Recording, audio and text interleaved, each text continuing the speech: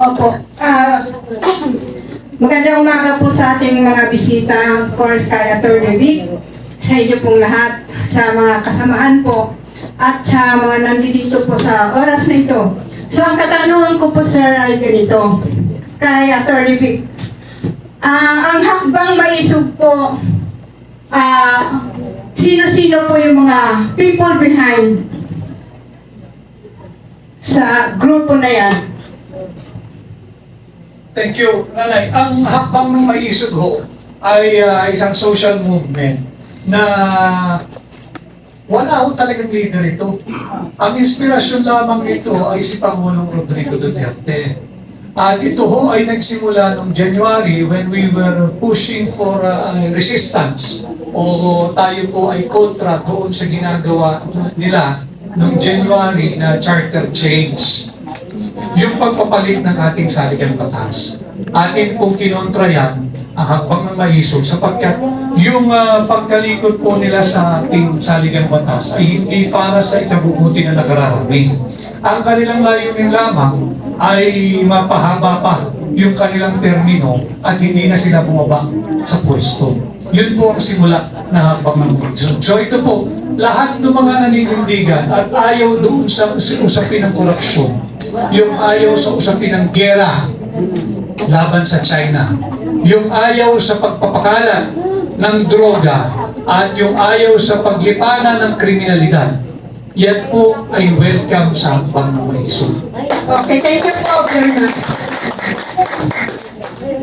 Salamat po, Nay. Meron pong susunod na magtatanong.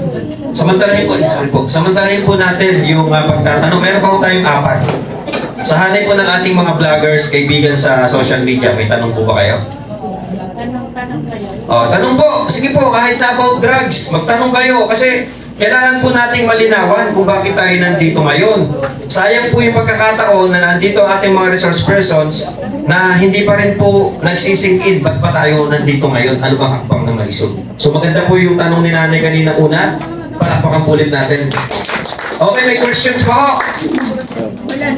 Wala na. Wala pa tayong mga kabayan dito, Pilipino, na gustong magtanong. Palakpakan po natin ang isang Maisog na tumayo para magtanong. Magandang umaga po sa ating mga bisita. Ang katanungan ko lang po, bakit po lumalaki ng gusto ang utang ng Pilipinas? Ito po ay dahilan ng isa kahirapan ng Pilipino dahil yung pera natin pag may utang malaki, ang pera ng bansa ay bumababa, nag-devaluate po. Yun ang pong aking katanungan. Maraming salamat po. Okay, thank you po. Anyone can answer po, kahit sino. Noong 2022 ho, nung pagkapanalo at bago magsimula yung panunungkulan ni Bongbong Marcos, ang utang po ng Pilipinas ay almost 12 trillion pesos. Ngayon no, end of July is 15.69 trillion pesos. So in less than 2.5 years, umangat na po yung utang ng halos 4 trillion pesos. Nakakatakot po yun. Bakit? Dahil doon po sa medyo hindi po natin expertise lahat ito, but these are just the basics. Doon po sa generally accepted standard, ang kinakailangan pong debt to GDP ratio ay 60% lang. Sa kasalukuyan po, ang ating debt to GDP ratio ay 63%. Dapat 60% lang, 63% na po. So elevated or sobra po tayo ng 3%. Ano po yung tanong ninyo? Ano po ang significance kung more than 3%, magiging 4, magiging 5? Ma'am Lourdes, mamaya po. Magiging mas mahal po yung cost of money o yung cost of borrowing. Lalaki po yung interest, magde-devalue ang piso kontra sa mga foreign currencies. Yan po yung impact nun. Bakit lumalaki ang utang? Yun din ho ang tinatanong ng hakbang ng Maisog. Kaya tayo humihingi ng transparency. Bakit tayo utang ng utang? Dahil kulang ang koleksyon, kulang ang buwis. Pues, kung kulang ang koleksyon, kulang ang pera ng Pilipino, tigilan nila yung graft and corruption. Gamitin sa tama ang pera ng Pilipino. Kung kulang ang pera ng bayan, tigilan muna yung kanilang mga port barrel projects. Kagaya ng ano, dito po sa 5.7 trillion pesos budget, 800 billion pesos po dyan yung unprogrammed allocation. Meaning, port barrel po ng mga mambabatas. Kulang na nga ang pera mo. Nakuha mo pang magsingit ng 800 billion pesos sigit kumulang na port barrel projects. Huwag na ho kayong malito. Umuwi tayo doon sa home economics. Pag ang budget ninyo kada buwan ay 5,000 piso, pambayad sa lahat, kuryente, tubig, internet, pamalengke, baon, panggasolina, pamasahe, lahat. Pag 5,000 lang ang budget mo every month, pwede ka bang bumili kahit utang ng isang appliance, TV halimbawa na bago, na worth 7,000 pesos? Eh ang budget mo nga lang para sa lahat na ay 5,000 pesos. Hindi ba meron tayong matagal ng kasabihan, tayong mga Pilipino, na kapag ka ang kumot ay maiksi, matuto tayo mamalukon. Matuto tayong maghigpit ng sinturon. Pag hihigpit ba ng sinturon, nag-birthday ka lang kahit pangulo ka, ang nag-concert sa'yo ay yung internationally known and famous Duran Duran. Yung palagian mong pangbiyahe, foreign travels, nang inuuwi mo lang naman pledges, yan ba ay paghihigpit ng sinturon? Yung makailang ulit nung inuna ang manood ng Formula 1 races sa Singapore kesa harapin ang problema ng bansa, yan ba ay paghihigpit ng sinturon? Yan ang dahilan ba't patuloy na lumalaki ang utang ng Pilipinas sapagkat mismanage po ang gobyerno. Kaya nga sinasabi ko sa inyo, 15.69 trillion end of July pesos ang pagkakautang. Kinakailangan kayong manindigan. Kinakailangan kayong makipagkaisa sa hakbang ng maisog. At higit sa lahat, kinakailangan kayong marinig yung pinig ninyo. But again, ladies and gentlemen, it's up to you. It's up to you.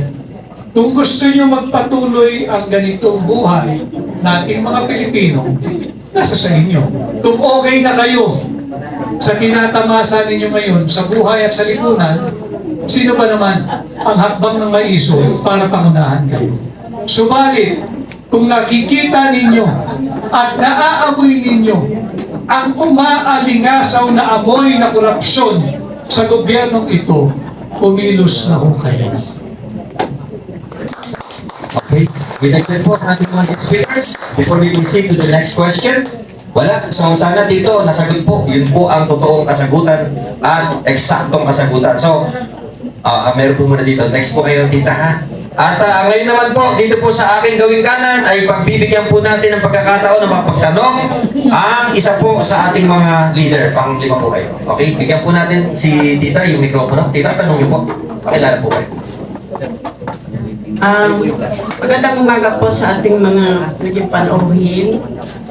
Ako po ay narinig ko po kanina yung magagandang mga paliwanag po ng ating mga maisog.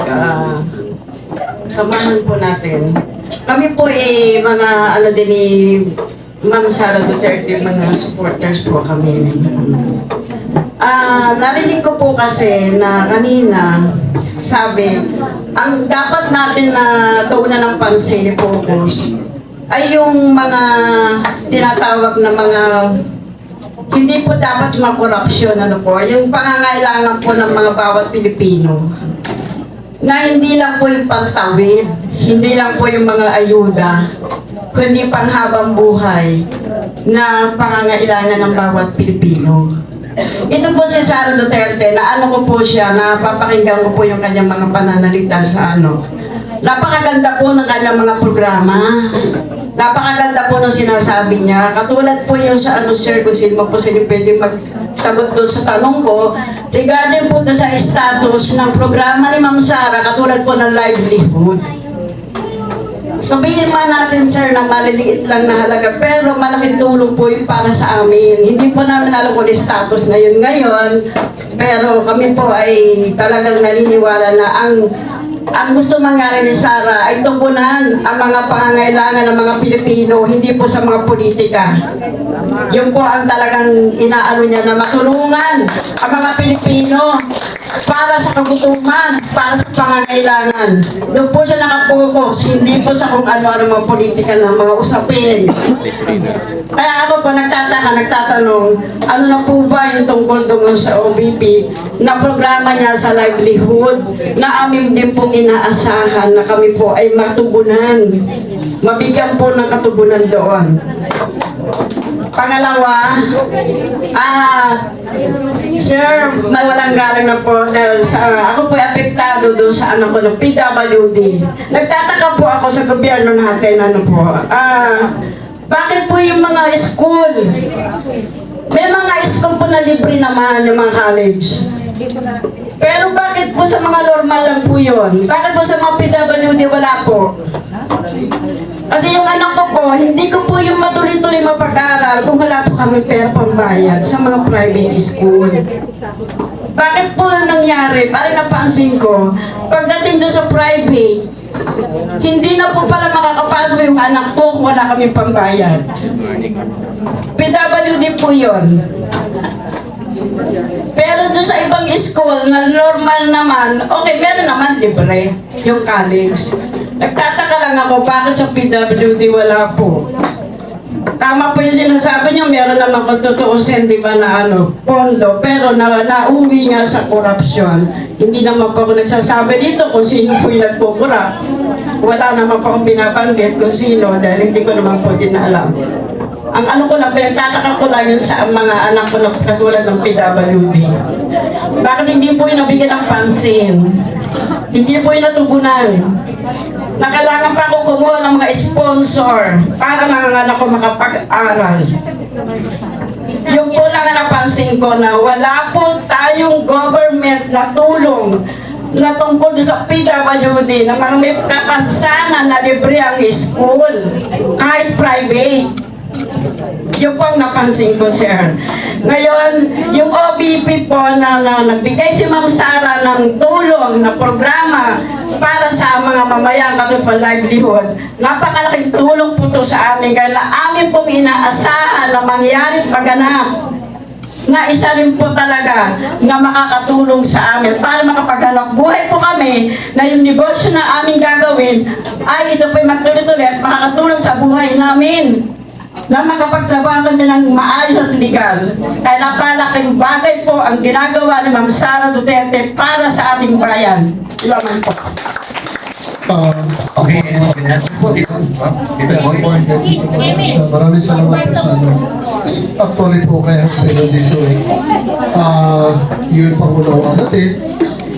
Alam po natin lahat na giniipit po ang ating pangalawang Pangulo. Political motivated na po natin investigation sa Congress at saka sa Senate.